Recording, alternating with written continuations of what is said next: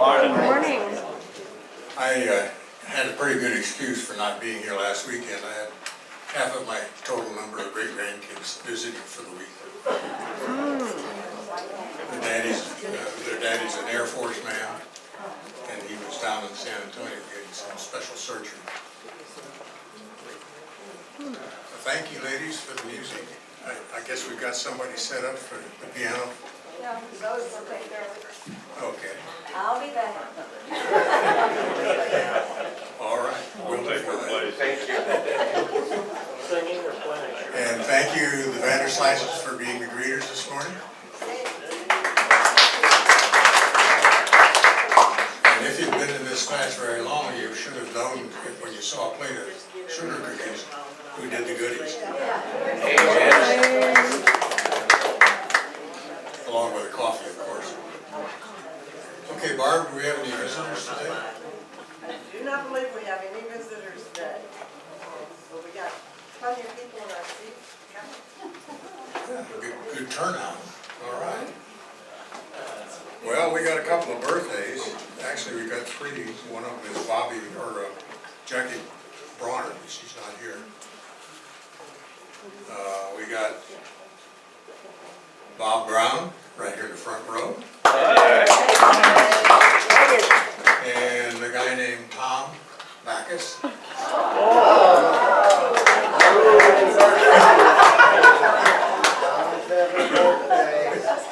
They share a birthday. They're both born on the 19th of this month. And I just wondered, has anybody seen Jackie recently? Jackie Bronner? I've got it. All I got to do is stand by it.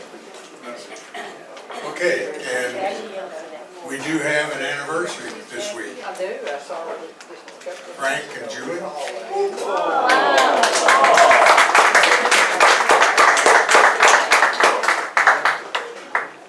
Okay, do we have any joys or concerns? I have a joy to be here today. First of all, I want to thank everybody for cards, phone calls, food. It's been a godsend. And I want to give Ruthie a special thank you because it's because of her I fell.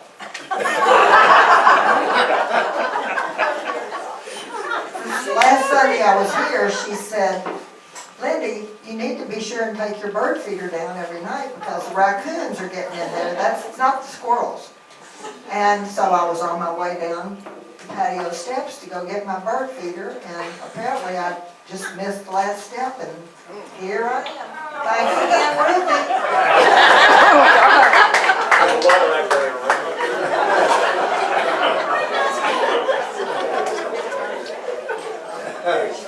Well, I think that's more than I wanted to know about.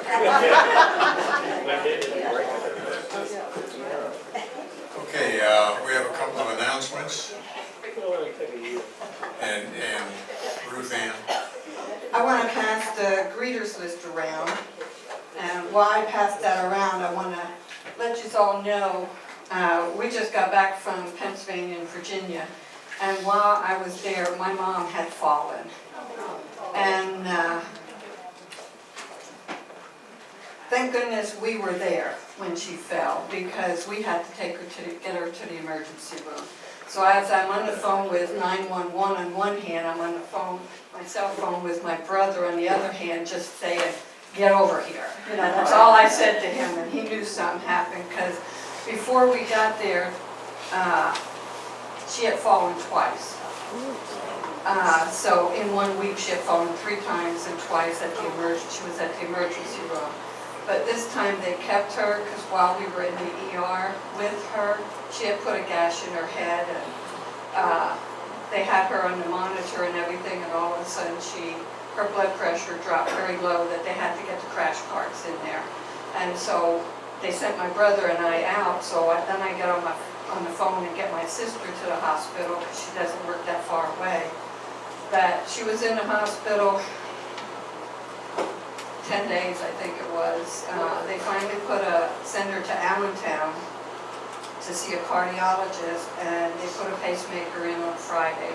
She She came home yesterday, so I don't know how she is since then because I haven't talked to her, but I'll probably call her today to find out how she's doing.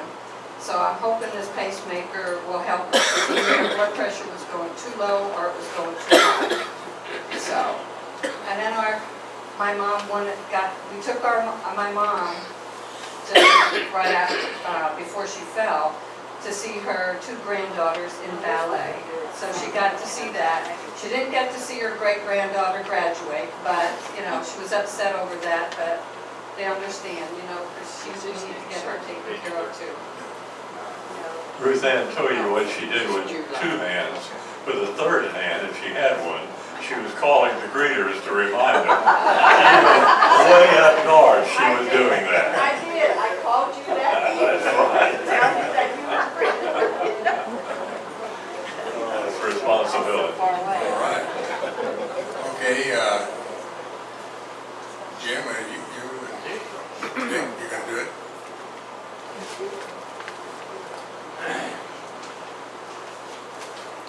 Well, good morning.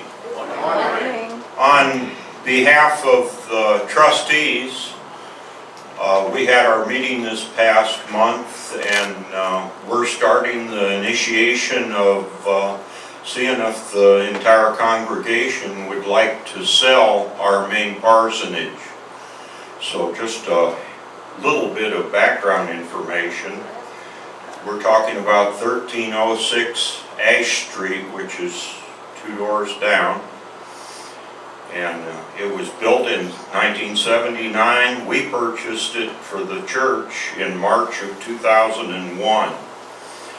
In 2017, this last year, it had an appraised value of $481,000.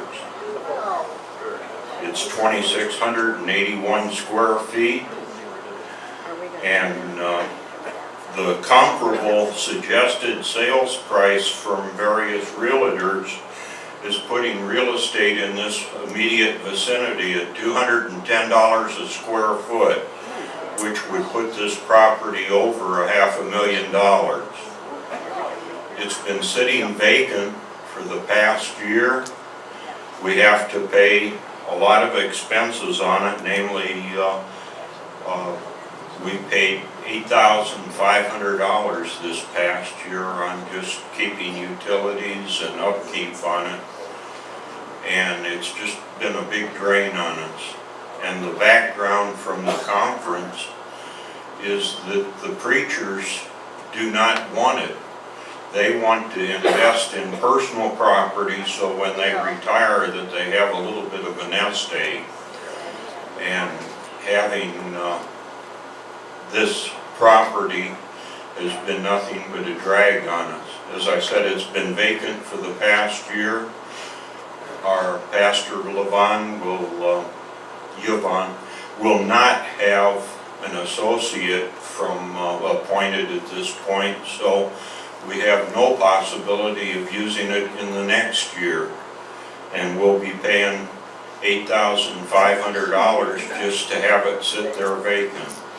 The alternative is if we were to rent it, then we come here under IRS statutes, and as such, we'd be paying property tax on the property. So your trustees have recommended that we bring this before the congregation for a vote on whether we should sell it or not. And at this point, I'd like to turn it over to Jim Radcliffe. Dick, thank you very much for that information. And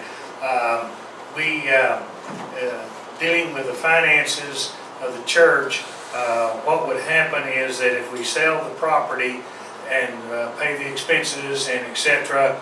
For closing, the net proceeds then would be applied to the debt of the church, and therefore again that would be saving money for the church because we're not having to pay interest or principal payments, and so it would be a big help to us. Also, just very briefly, as he mentioned before about the pastors, really do not want a parsonage. They want to have the opportunity to purchase their homes build some equity for later on, or even come back and be a pastor once they retire to live in those homes. So I would highly encourage you to think about this and certainly visit with Dick. Dick, we appreciate you representing our church on the trustees, and we appreciate the effort y'all have made. And certainly see Dick if you have any questions, or myself, but we'd hope that you will consider supporting this potential sale that might be coming up, and let Dick know your feelings. Thank you. Jim, I don't want to prolong this discussion, but one question. Is it ever possible to convert that property into church use? No.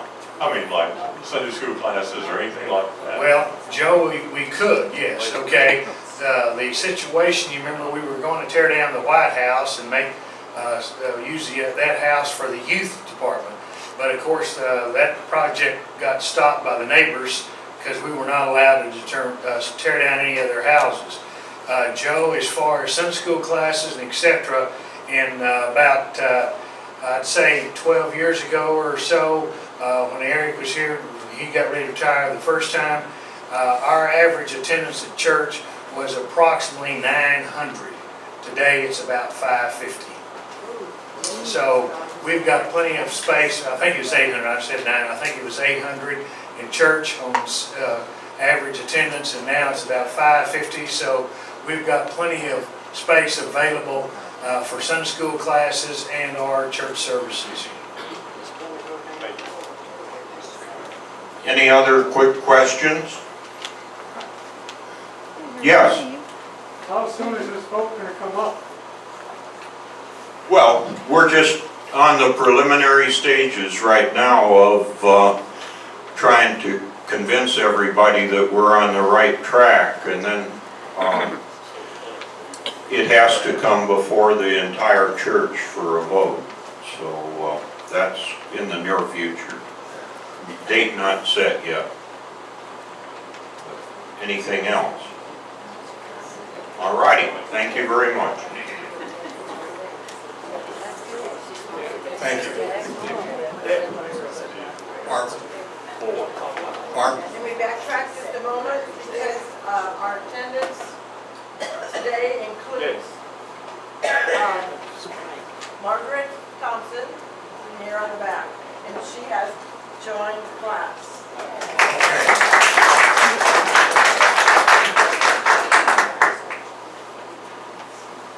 All right, well, I think Judy Jones was planning to pray for us this morning, and then Ken will have the lesson.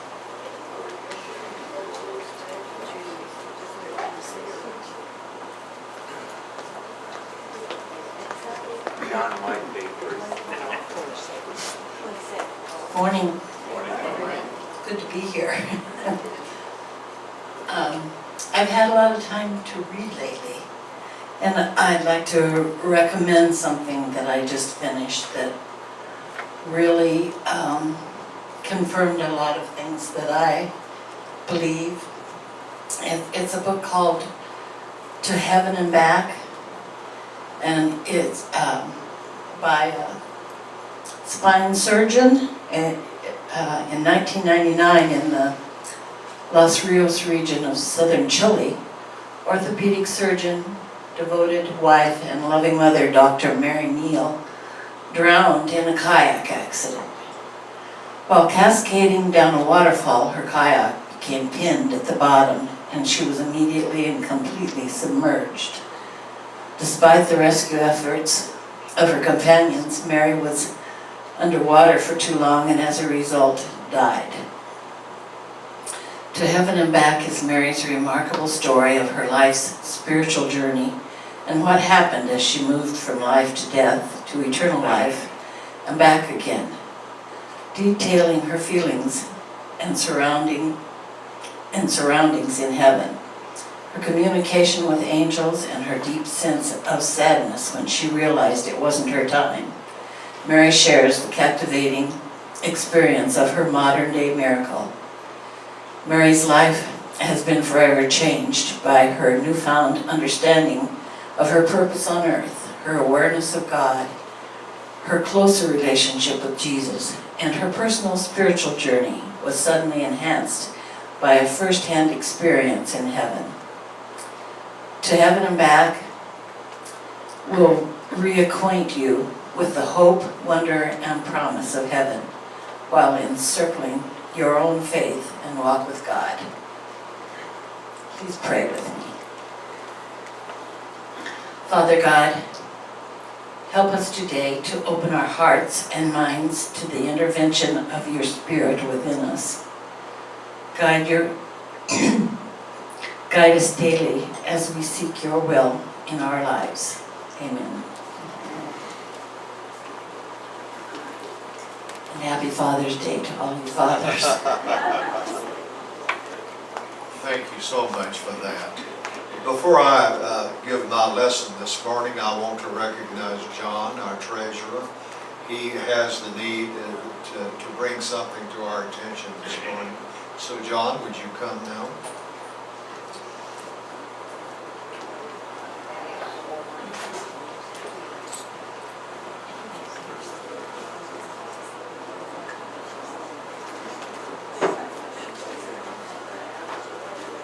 Good morning. Good morning, John. I need to tell you how we are going to function going forward financially. I am no longer a check writer for the class. President Al is no longer eligible to be a check writer, because at the end of May, you no longer have a checking account at First Texas. There's a new financial sheriff in town. Her name is Chris Baker. Down the hall, up the steps, take a right. She is our banker going forward. This all has to do with some firm called auditors. A January ago, I had to submit our financial information and a copy of our budget to the church so the auditors could take a look at it. This last January, I had to do the same thing again. And the fallout is that the auditors, trying to put this in street and layman language, to preserve the tax-free status of the church writes checks. No Sunday school, no women's guild or anything like that writes checks. It's just the church. So now I have to deal with Chris regarding to our daily, weekly functions, type of thing. Yeah, I was sitting in her office and of course the conversation she pulled out, the Methodist Book of Discipline, and informed me this is the way we should have been doing it all these years. Church treasurer called me up a few weeks ago when I made our first new deposit. She was a little bit confused. I unconfused her, and in the process of the conversation, she told me this is the way the conference wants us to function. So here's how we're going to try to function. On Sunday mornings, we'll give them the yellow, the orange tan envelope like we always do. And our share of the money, which before I had taken to the bank, I'm supposed to put in a white envelope and put it in that box out there by the front door that says this is not a mailbox. And we hope that things will function sort of like they have been in the past. Now I said, okay, you're our banker now. Am I going to get a monthly statement? Oh, do you want a monthly statement? I said, yeah, I got to have a monthly statement. And she wheeled around and fired up her computer and said, this is how it's going to look. On the right-hand side is a whole vertical column of negative numbers. On the left-hand side, I don't know what it was, I didn't have my reading glasses on. It looked like a whole field of lettuce, all green. And during this period of time, I was trying to put my thoughts together as what I was going to tell you all about Admiral Nimitz. And it kind of reminded me that he was making up a list of ships he was going to send with the carriers to Midway. And he showed that list to some of his staff people and said, Admiral, where are the battleships? are we gonna send battleships and carriers to Midway? He says, no, they would just be in the way. Well, that stuff on the left-hand side is obviously gonna be in the way, but I'm gonna have to sit down and have a serious talk with my 84-year-old brain and tell that guy that he's gonna have to shape up, forget about that stuff on the left, learn how to recognize and process negative numbers. Well, we'll see what he can do or not. Oh yes, our Christmas party. That could create some excitement on this new system. In the past, we've collected anywhere from $1,500 to $1,800 deposit in the bank. And 2 days before the event, I would write a check and personally deliver it to the club, Georgetown, Berry Creek. Last year, Jim personally delivered it to, I forget what her name is, Jim, our caterer, and it's done. But I will always bring the checkbook along at that night's event just in case. Some of you's schedule cleared and you could make the event, and you had a miraculous recovery from the flu and wanted to come to dinner, I could write another check. Can't do that this time. I guess I'll have to come with a pocket full of $20 bills or something just in case. Now, the church writes checks just on Tuesdays.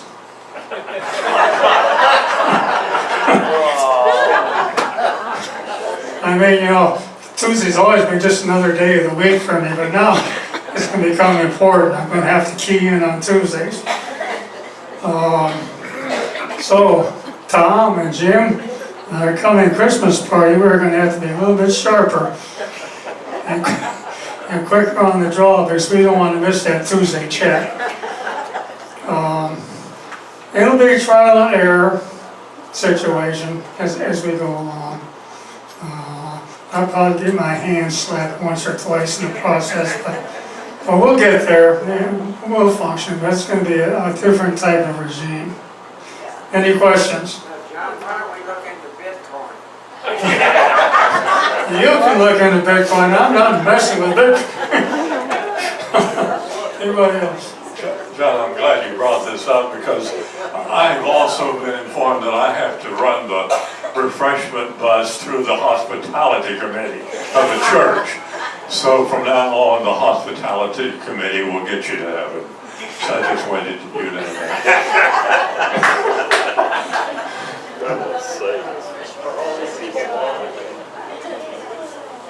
Excuse me. I'm sorry, I hate to interrupt you all. I'm from the Pathfinders class up above you, and your speaker is so loud that we are having a hard time hearing our teacher. Would you, however you can do it, if you could turn yours down just a little bit, we surely would appreciate it. Is this the first day? No, this is ongoing. They've been very patient. I finally got my nerve up to come down and say something. So I don't know what you can do, but if you could turn it down some, we would really appreciate it. Thank you. Sorry. Switch class. You're sorry.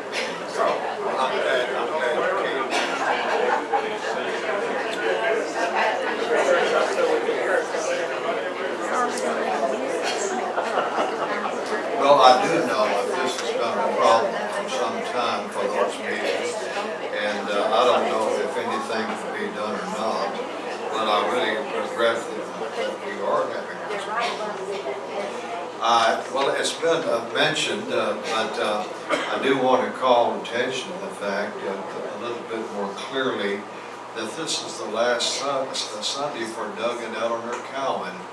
They have family up in Tacoma, and so they're about to take off and won't be back until October. That's a terrific loss, and I'm going to miss them terrifically, and I know that all of us will. So I did want to mention that to you. Now, July the 4th is coming up soon, and in just a moment I will discuss next Sunday. There is a pretty good chance that I'll mention the July the 4th program today, and we won't be able to do anything about it until July the 4th. And so therefore, what I'm after here are 3 people who would be willing to speak for about 10 minutes. About 10 minutes. I'd like to have about 3 people on the program. Now let's keep in mind that when we're talking about July the 4th, we're talking about the early beginnings of our country. The very earliest beginnings of our country. So it would be really wonderful to have kind of a historical approach to that time.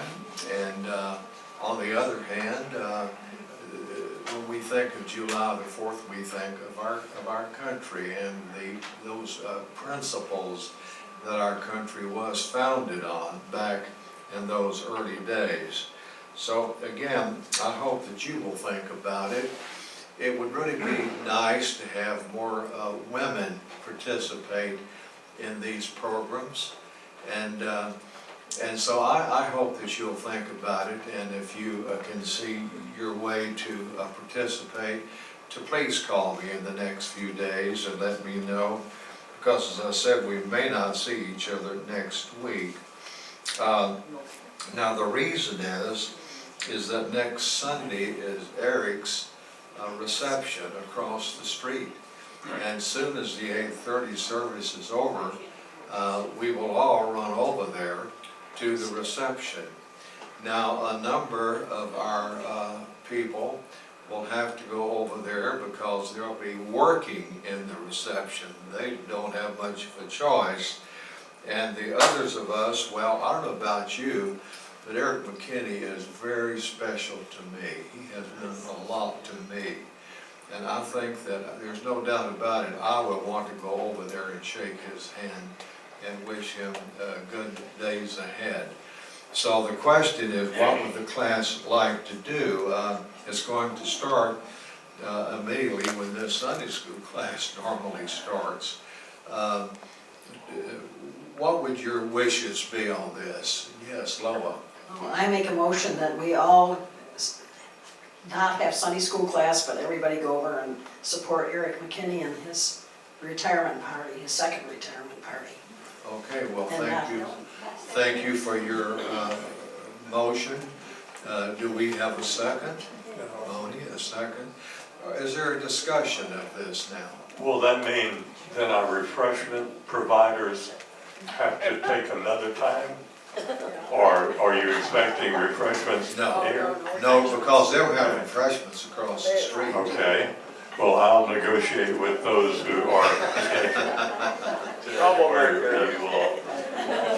We'll talk. Running that there, Well, we have a first and a second.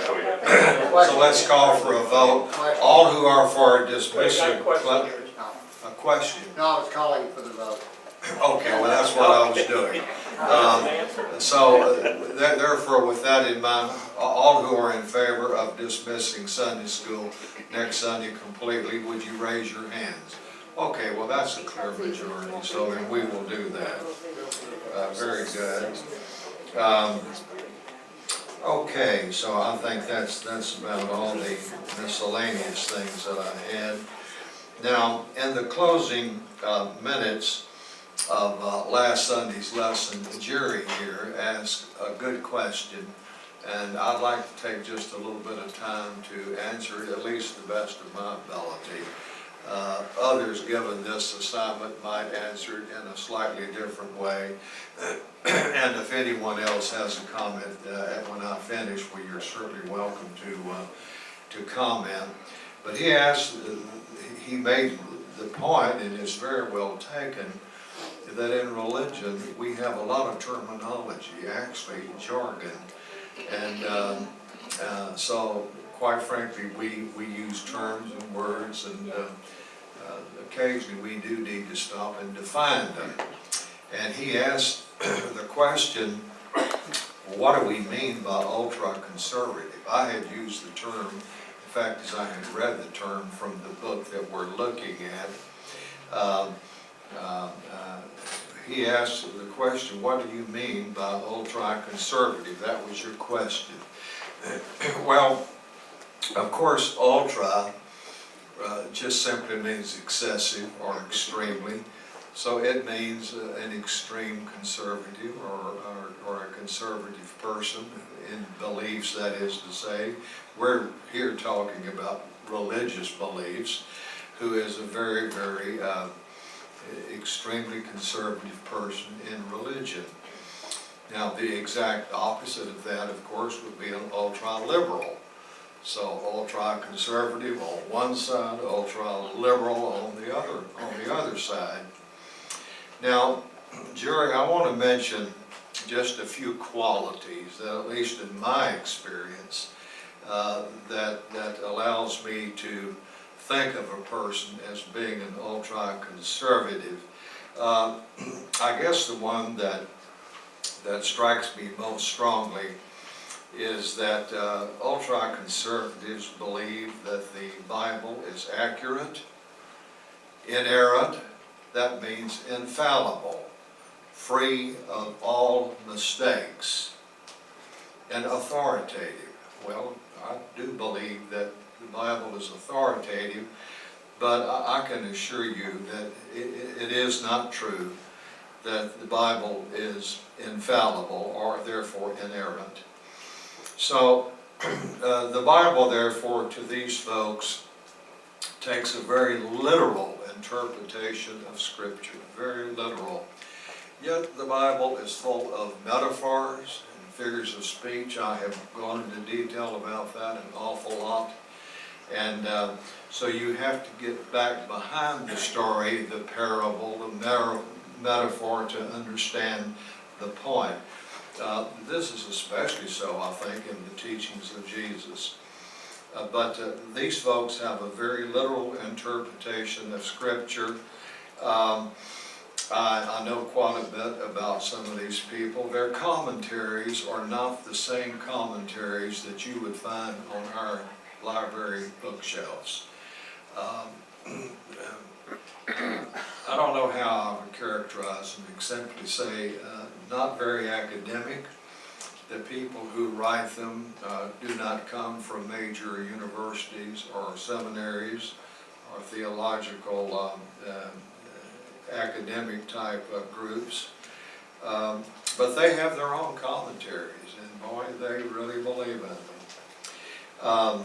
So that would be the first thing. Their attitude toward the Bible is quite strong in that way. I suppose the second thing that would come to my mind is that they have almost an undue emphasis on the idea of salvation in John 3:16. Don't get me wrong, I consider myself an evangelist. I think everyone in here is an evangelist. That is to say, we go forth in the world and we speak for the salvation that Jesus brings all of us. And we love that verse, John 3:16 and 17. But on the other hand, the Christian life, really goes beyond that. That is not the whole of Christian life. The idea of a spiritual growth, Wesley's idea of sanctification, that we grow as Christians, that we don't just stop at salvation, as an example, in an old-time revival where we get saved. We don't just stop there, but our growth continues. And I find that with ultra-conservatives, you just don't see that. They just simply want to have a revival every service. In other words, with these folks, there are very few things that are debatable. Everything is pretty well cut and dried and already decided. Socially speaking, again, they're very conservative. Now, I'm going to make a statement here that many of you will probably disagree with, and that's perfectly okay. Won't be the first time, right? But I suppose I'm speaking from the standpoint of a public school administrator coming from a public school background. You know, we don't have horse racing in Texas. We probably have more horses in Texas than any state in the union. But we can't have horse racing, nor do we have casinos. They have casinos in Oklahoma, and all the people from North Texas run up there every other weekend and gamble away their money, which helps fund Oklahoma education. Recently, they gave their teachers a considerable raise. That has not happened in Texas. And I can tell you, since I come from the border of Louisiana, they've got casinos over there just every other mile. And again, everyone from the Houston area goes there all the time. As a matter of fact, they have buses several times a day that travel. They come all the way from San Antonio and travel right down I-10 across the border into Lake Charles. And they gamble all their money away, which fuels their public schools and LSU and so on. But we in Texas, you see, are just overcome with Baptists and ultra-conservative and other people. And as a result, it will never happen, I suppose, that we will have casinos and horse racing. And therefore, as a result, our public school systems and our higher education, as an example, at UT or A&M, wherever this young man's going to Texas State, we're just pinched. We're just absolutely pinched. We just simply do not have money. Now, that is the result of this ultra-conservative being socially conservative. Then the last thing I would mention, and you may not appreciate this, but I really think it must be said, particularly with what recently happened at Southwestern Baptist Seminary, that it is true that one of the qualities of this group of people is what we would call male leadership, if you want to call it leadership. That is a quality in these churches. As an example, the Southern Baptist, which is perhaps the most conservative of these. Not all Baptists, by the way, are Southern Baptists. For many years, you have had a couple of other type of Baptist churches that are far more moderate. In fact, they're really pretty close to being Methodist. But the Southern Baptists of today would say that the wife is to submit herself graciously, of course, to the servant leadership of her husband. Now, is that biblical? Well, yes, there is a reference from Paul in one of his epistles. But we need to go back. You see, that's a perfect example when I was talking about the inerrancy of the Bible. We need to go back and look at that and read the commentaries and see the conditions of the day and ask, does that really apply today? But, you know, in this type of a church, you could never have an Yvonne, a Pastor Yvonne, because all the pastors are male. As a matter of fact, you may be interested to know that you could never even have a member of the Board of Deacons. The deacons in the Baptist church rule the church. That's why Wake Forest calls their football mascot the Deacons. And so that's my explanation, Jerry. That's my explanation of the ultra-conservatives. I don't literally mean to demonize them necessarily. You know, it's their American right to believe as they want, and they have the churches that they want. And I know that there are an awful lot of good folks in that group. I have known them and still know them. But on the other hand, as my comments have suggested, they bother me quite a bit, and I'm not very sympathetic, really, and that would be my response. Do we have any other comments on this subject? Beg pardon? Okay. Does that answer your question Yes, somewhat? very adequately you did a great job. I hope I didn't go overboard. Okay, now, for those of you who weren't here last, we started a new series based on the book written by Diana Butler Bass entitled Christianity for the Rest of Us. And the first chapter of her book, she's talking about hospitality. We had good hospitality at our door today, did we not? Wonderful hospitality. And appreciated it so much, being greeted as a father, in fact. So what she means by hospitality is welcoming strangers, but she goes beyond that. She's also talking about welcoming each other. So keep that in mind. I think I'm going to flip over here and do this now. She's not talking about church growth. She's not talking about evangelism. She's talking about that we welcome strangers who wander in our church from Sunday to Sunday or for the first time. We may not know them, but the point is, for some reason, they have walked into our church today. And so that's the main thing. And so we want to smile and welcome them to our church, which I think, by the way, we do. And that we want to have that welcoming, friendly spirit from Sunday to Sunday. Now, in some churches, hospitality is a code word for the promotion of the church itself.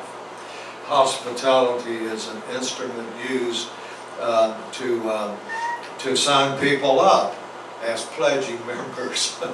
That's hospitality in some cases. So that is not, however, what we're talking about at all. The church that she uses as an example or as a model of being a welcoming congregation, interestingly enough, is a Methodist church. Now, if you weren't here last Sunday, let me say that she's talking about United Methodist, Lutherans, Episcopalians, members of the Christian Church, or disciples of Christ, Presbyterians, these so-called more moderate Protestant churches. And she's saying that we need Christianity for this group too, not just the big mega churches and the big ultra-conservative churches, which seem to be taking over the American religious landscape, but these churches that have been here ever since America was created. So the church that she selected to be an example for welcoming was the Cornerstone United Methodist Church in Naples, Florida. Naples, Florida. Fred and Nancy, do you all know where Naples is? Sure. Okay. It's between Fort Myers and the Everglades, down in South Florida, over on the Gulf side, right? Right. It must be a beautiful beachside community, Naples.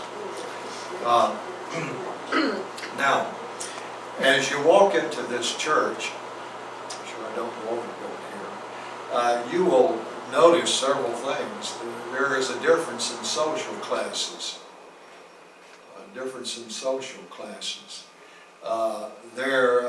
There is a different ethnic mix there than what you would normally see. Now, you're down there in close to the Caribbean area, just across the water there from Central America. So when you walk in, you see folks of different races and also different ages. There was a grandmother there in a wheelchair and 3 dark-skinned girls, little girls, teenagers really, young teenagers, walked up and each one of them kissed her. Now, this really impressed our author, that happened, and it seemed to please everyone there involved. So, you had a congregation there of different folks. They were all very friendly with each other as they arrived, as people came in. Everyone was very friendly. Everyone warmly greeted each other. There were hugs and there was talking. What does it remind you of? Our class. It reminds you of contemporary farm. That's just exactly right. We may not be so different as they are, but it would certainly remind us of ourselves. Although I'm not sure that's true. As I look out here at a few of you, I can see that we've got some dramatically different people in this class. But you have to kind of know them to know that. You may not be able to tell it by looking at them, but you can certainly tell it. Now, when a stranger walks in, well, inevitably, he will be asked, well, where are you from? And how are you doing? And so on. One member says, every Sunday, everyone is glad to see you. Now, you know, it's a wonderful thing to go to church and to feel that way.